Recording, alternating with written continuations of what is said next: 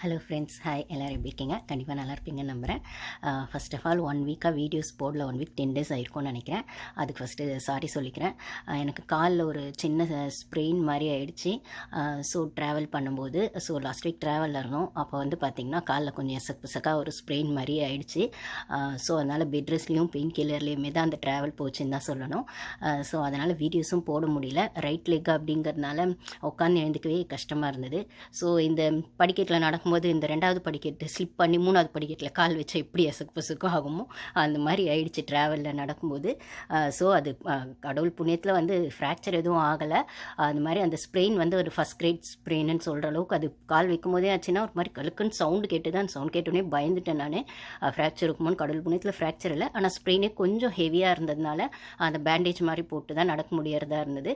So நடக்க முடியல. But ஆனால் அந்த ஹீல் ஆகிறதுக்காக அந்த இது பேண்டேஜ் மாதிரி போட்டு அப்புறம் நைட்டில் தூங்கும்போது கூட கால் வந்து ஹைட்டாக தூக்கி வச்சுட்டு அந்த வந்து பிளட் சர்க்குலேஷன் ப்ராப்பராக இருக்கணும்னு அந்த இன்ஃப்ளமேஷன்லாம் கொஞ்சம் இருந்தது. இப்போ தான் கொஞ்சம் பரவாயில்ல. இப்போயுமே அந்த பிளாஸ்டர்லாம் போட்டு தான் இருக்கேன். பட் ஆனால் உட்காந்துட்டே ஒரு அடி கூட அசைக்க முடியாமல் இருந்ததுக்கு இப்போ கொஞ்சம் பரவாயில்ல. கொஞ்சம் வந்து தாங்கி நடக்கிற மாதிரி தான் ஆச்சு. ஸோ ட்ராவல்லையும் நடக்கிறது வந்து அவாய்ட் பண்ண முடியாது அப்படிங்கிறதுனால எப்படியோ உருட்டி பரட்டி வீட்டுக்கு வந்து சேர்ந்துட்டோம். ஸோ வந்து இப்போ கொஞ்சம் பரவாயில்ல. ஸோ இப்போ தான் வீடியோஸ் போடுற மாதிரி சரி யோசித்தேன். நிறைய நாட்டில் நடந்திருக்கு போல இருக்குது. ஸோ அதனால் வந்துட்டு இப்போ தான் வீடியோஸ் போடலாம்னா அதனால் இதுதான் 1 வீக்காக வீடியோஸ் போடாததுக்கு ஒரு காரணம். ஸோ வந்து பார்த்திங்கன்னா ட்ராவலில் கூட பார்த்திங்கன்னா ஒரு சில பப்ளிக் பிளேசஸ்லாம் முக்கியமாக ஏர்போர்ட்லலாம் வந்து நாங்கள் அவுட் ஆஃப் கண்ட்ரி வேறு இருந்ததுனால ஏர்போர்ட்லாம் வரும்போது வீல் சேர் தான் யூஸ் பண்ணி வர மாதிரி இருந்தது. ஏன்னா அங்கேயே வந்து நாங்கள் டாக்டர்ஸ் உடனே ஃபஸ்ட் எய்டுக்கு டாக்டர்ஸ் பார்க்கும்போது சொன்னாங்க இது ஸ்ப்ரெயின் தான். பட் ஆனால் நீங்கள் வந்து ரொம்ப ப்ரெஷர் கொடுக்காமல் இருக்கணும்.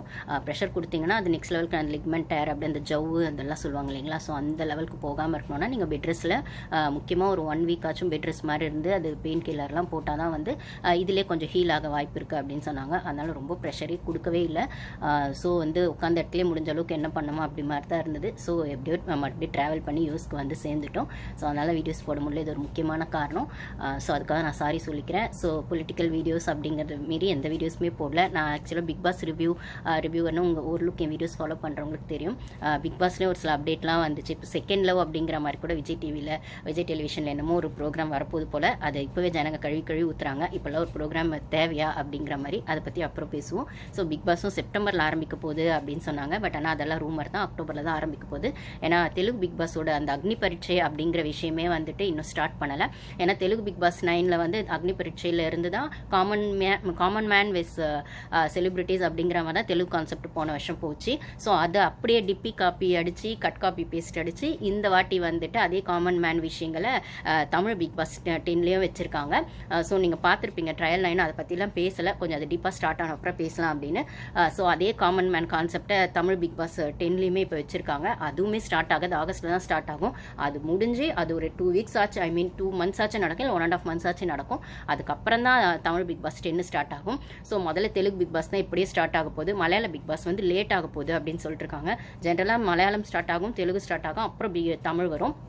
இந்த வாட்டி தெலுங்கு ஆஸ் யூஷுவல் பிளான் பண்ண மாதிரி ஆகஸ்ட்டில் நடக்க போகுது போல். செப்டம்பரில் வரும்னு நினைக்கிறேன். நம்ம தமிழ் பிக் பாஸ் அக்டோபரில் வரும். ஸோ ஆகஸ்ட்டில் வந்து இதுக்கான அந்த அக்னி பரீட்சை அப்படிங்கிற விஷயம் தெலுங்கு பிக் பாஸில் அந்த ரிஜெக்ஷன் ப்ராசஸ் அதெல்லாம் போயிட்டுருக்கு போல். அது கம்ப்ளீட் ஆனதுக்கப்புறம் normal Telugu big boss 9 Dasavatharam அப்படிங்கிற பேரில்